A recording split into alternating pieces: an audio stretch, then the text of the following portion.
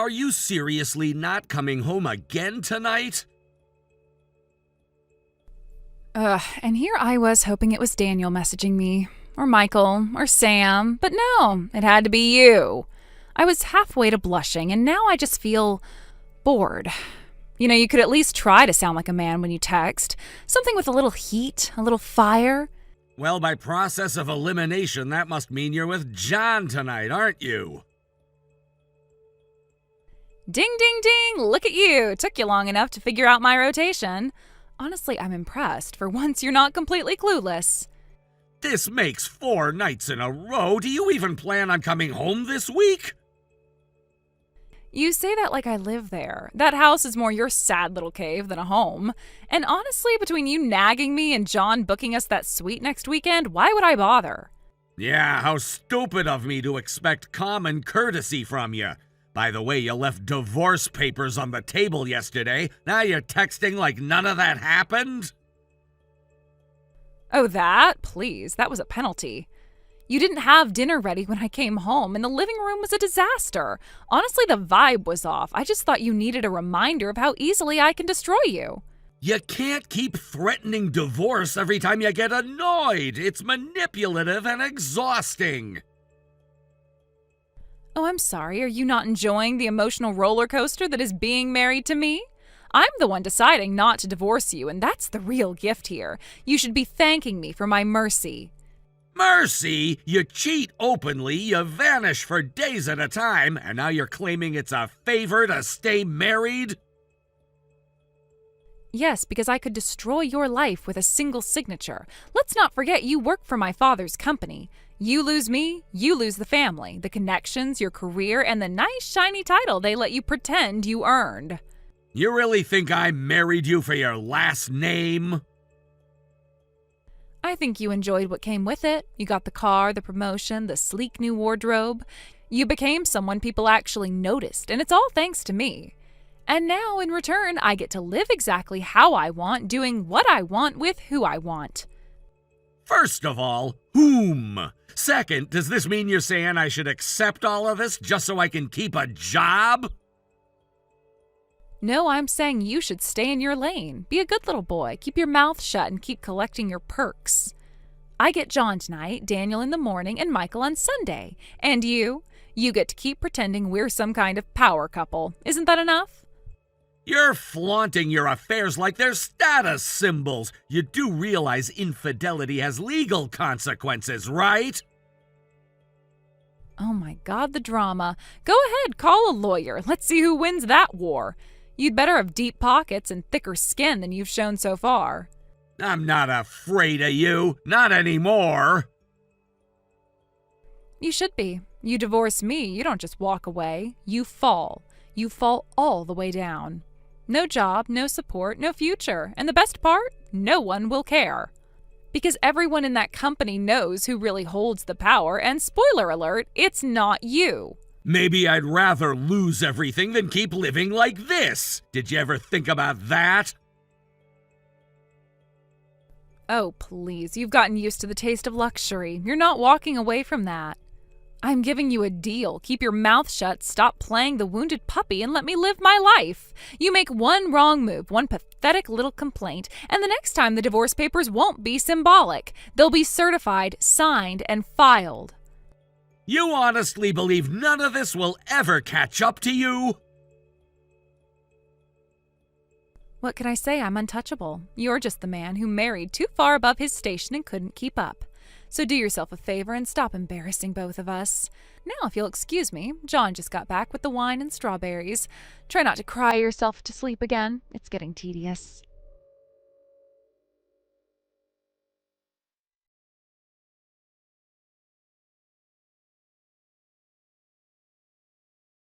When did you get back to the house? I just got in a little while ago. Why is there another divorce form on the table? Oh, that? It's your penalty. You were being a bad little servant yet again. I walked inside and what did I find? Nothing. There was no dinner, no flowers, no sense of welcome or gratitude for my staying married to you. It was like returning to a motel room with a manager who wears cologne that just smells like broken dreams and disappointment. I didn't even know you were coming home. You didn't say a word about your plans. How was I supposed to have dinner ready for you? If you wanted to stay my husband, you should have anticipated my needs. Do I really have to spell everything out? A proper partner would have had a bottle of wine open and something French simmering on the stove. Right. So do me a favor and help me understand the rules of this little game of yours. You vanish for 4 days, waltz in unannounced, and I'm the one penalized for not reading your mind? I'm not playing anything. I'm just holding you to a higher standard. Think of the divorce forms as, performance evaluations, and you're currently failing. Whatever. Are you coming home tonight? No, tonight is Daniel's night. We're going to that jazz bar I told you about. You know, the one you said was too pretentious. He booked us a corner booth and everything. That place has real atmosphere. It's so very adult. I think you missed a few letters on the end of your sentence there, namely E, R, and Y. Anyway, I thought you should know. I'll be leaving early tomorrow. What? Where are you going? Oh, are you pretending to care now? I'm going out of town on business. It was a direct assignment from your father. Oh, how romantic. A week without you. Just imagine the peace and quiet I'll finally get. Just so you're aware, I won't be home. No meals, no bath drawn, no one to clean up after you. Poor baby. You're not going to be around to play housekeeper. I'll manage. In fact, I already have the week fully booked. Monday is Michael, Tuesday is Sam, then Daniel again, then John's flying in on Friday. Honestly, you leaving just opened up more time for me to live my best life. This is sick. You're treating our marriage like a clearance calendar for affairs. And you're still pretending it's a marriage. That's cute. You really don't see how close this is to collapsing from beneath you. Oh, I see it just fine, but you're not going anywhere. You'd never risk losing what you've got. We both know it.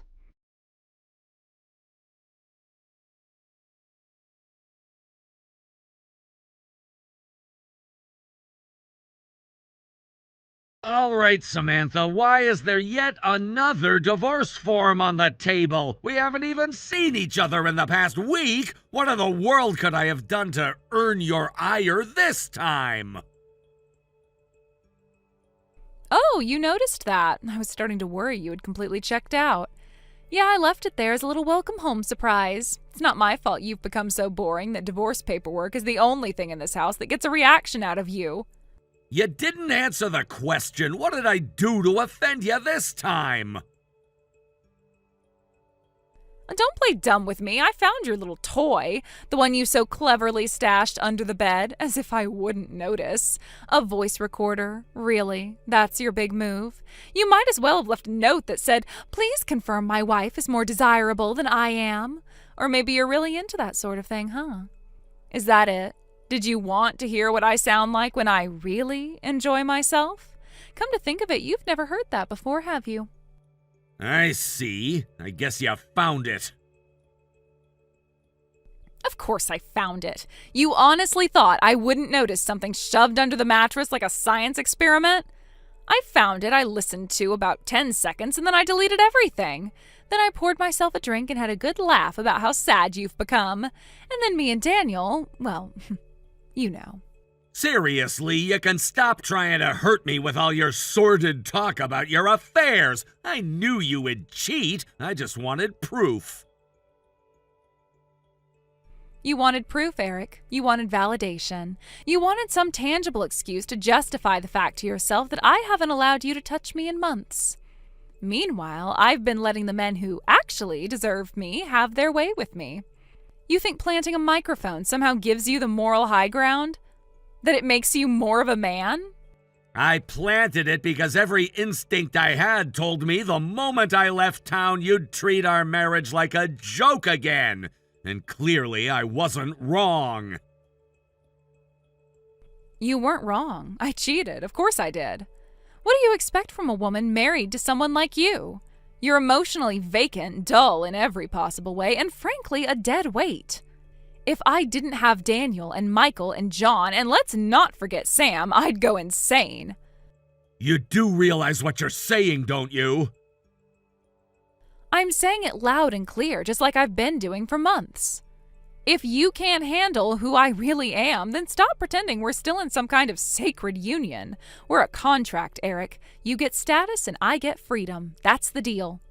Yeah, some deal that was, huh? Anyway, any deal we may have once had is off. I'm not doing this anymore. Excuse me? No, I need to be more direct. Okay, here it is. I filed for divorce this morning. You did what? I went to the courthouse, signed everything, and handed it in. The filing is official. I'm moving out tonight. Is that clear enough for you? You cannot be serious. I've never been more serious about anything in my entire life. You idiot! You're actually going to throw away everything I've given you over this. You're walking away from the company, the title, the promotion, all your dreams and aspirations over a personal grudge? Your stupid, hurt feelings? That promotion never existed. The position you think I was chasing was never mine to begin with. That's ridiculous. My father said you were being considered for succession. He said that to make you feel better about the arrangement, but that's not the whole story. To be more precise, that's not the story at all. He made it all up. The board never saw me as a candidate. The only two people under serious consideration are your cousin and the finance director. I was never part of that conversation. Then I don't get it. Why did you marry me?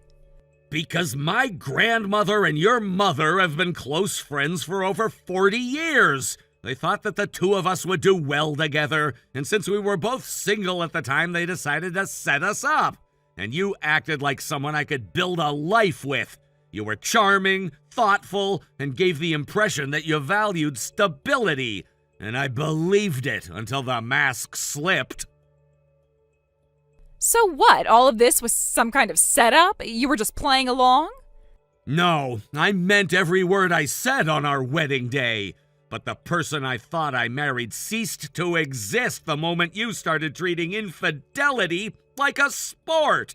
You stopped pretending to care when you realized I wouldn't worship you for humiliating me in my own home.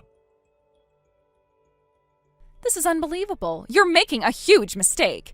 You think you'll land on your feet after walking away from everything we've built? We didn't build anything, Samantha. You built a fantasy where you were untouchable.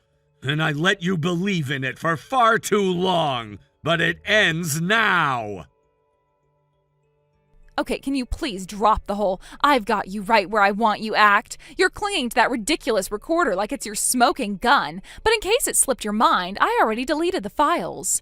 Every single second of that audio is gone, wiped clean, and there is absolutely nothing you can do about it. Did you really think I was that poorly prepared? The recorder was a decoy, something I placed knowing full well that you would find it. I needed a distraction, something to make you feel safe while I took the time to gather real evidence. Evidence you never saw coming. What the hell are you talking about? What real evidence? Don't tell me you're going to invent something now just to feel powerful for once in your life. There were 2 hidden cameras you never noticed, and both were recording for weeks. One was placed inside the bookshelf in the office, nestled between the old legal manuals you never bothered to touch. The other was disguised as an air purifier in the corner of the bedroom, quietly documenting everything without drawing a second glance. That's a lie. You're making this up. You don't have the guts to actually go that far. I don't need you to believe me. The footage speaks for itself. Michael giving you a back massage on our bed, John pouring champagne while you danced in your robe, Daniel sitting at my desk with his feet up like he owned the place. Every moment is captured, clearly dated, and backed with sound. You seriously installed surveillance equipment without telling me? You spied on me in my own house? No, I documented what was happening inside my own home in a space where I had every legal and moral right to protect myself. You crossed the line months ago, and I simply stopped pretending I couldn't see it. You set me up. This was all some sick trap from the beginning. I'll bet you even lied to me about that business trip you said my dad sent you on. No, that was the truth. You were the only one bringing lies into our relationship. And as for the spying allegations, you gave me no choice. I tried talking to you, reasoning with you, even ignoring the first few signs. But the moment you started giving me your adulterous itinerary every time I was out of the house for a few hours, I realized there was nothing left to salvage. So yes, I documented what I needed to, because I knew you would never stop unless someone forced you to. I am still not afraid of you. Even if you have something, no one is going to care. You think people will be shocked that a bored wife had a little fun? Please, you're the one who's going to look desperate dragging all this out in public. I'm not dragging anything. From this point forward, I won't be speaking to you directly again. All communication will go through my attorney. Oh, for God's sake, you really think I'm scared of your lawyer? I'll just call my father and have him deal with it. He'll cover whatever ridiculous compensation you're trying to squeeze out of this. He always takes care of me, and this won't be any different. That's where you're wrong. Your father already knows. We sat down last week, just the two of us, and I showed him all the photos, footage, and time-stamped logs of your activities. He didn't argue. He didn't deny it. He looked me in the eye and said, I spoiled her too long. Let her clean up her own mess this time. You went behind my back and talked to my father? I didn't go behind your back. I did what any man would do when his reputation, livelihood, and name were being dragged through the mud by the woman who was supposed to be his partner. Your father said you needed to face the consequences for once in your life, and that he would no longer be shielding you from the fallout. He was very clear about that. No, he wouldn't say that. He's always backed me. He doesn't just cut me off like that. He has, and I think deep down you know exactly why. Eric, listen to me. Maybe we don't have to go through with this. I was actually planning to come home next week. I've been thinking a lot, and I might finally be ready to settle down. Yeah, I think it's time to stop all of this. We can start fresh, just the two of us. We can put this all behind us and live happily ever after.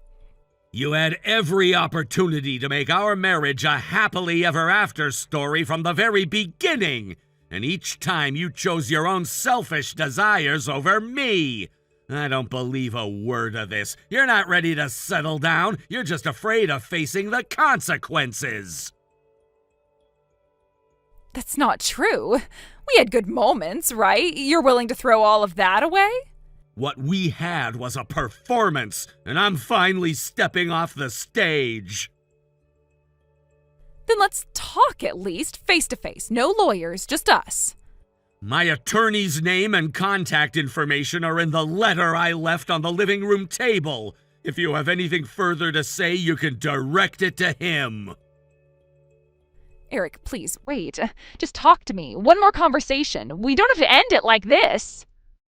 Yes, we most certainly do. It's game over, Samantha.